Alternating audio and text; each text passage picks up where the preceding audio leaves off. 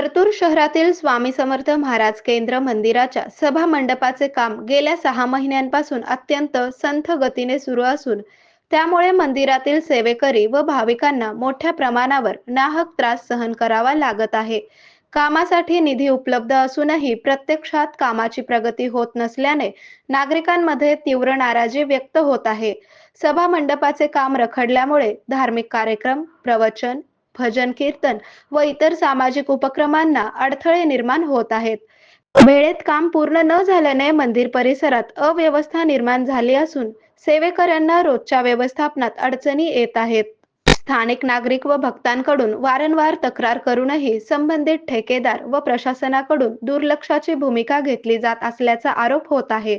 काम कधी पूर्ण होणार असा प्रश्न सेवेकरी व भाविक उपस्थित करत असून तातडीने कामाला गती देण्याची मागणी जोर धरू लागली आहे.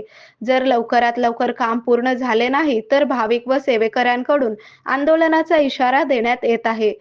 प्रशासनाने याकडे गांभीर्याने लक्ष देऊन जबाबदारांवर कारवाई करावी व रखडलेले काम तात्काळ पूर्ण करावे अशी परतूरकरांची ठाम मागणी आहे.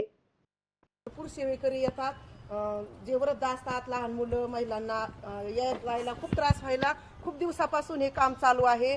संथ गतीनं चालू आहे. लवकरात लवकर व्हायला पाहिजे. आता एका महिन्यात आमचा सप्ताह आलेला आहे. खूप त्रास होत आहे. 2-3 महिलांचे पाय पण फ्रॅक्चर झालेले आहेत. लवकरात लवकर हे काम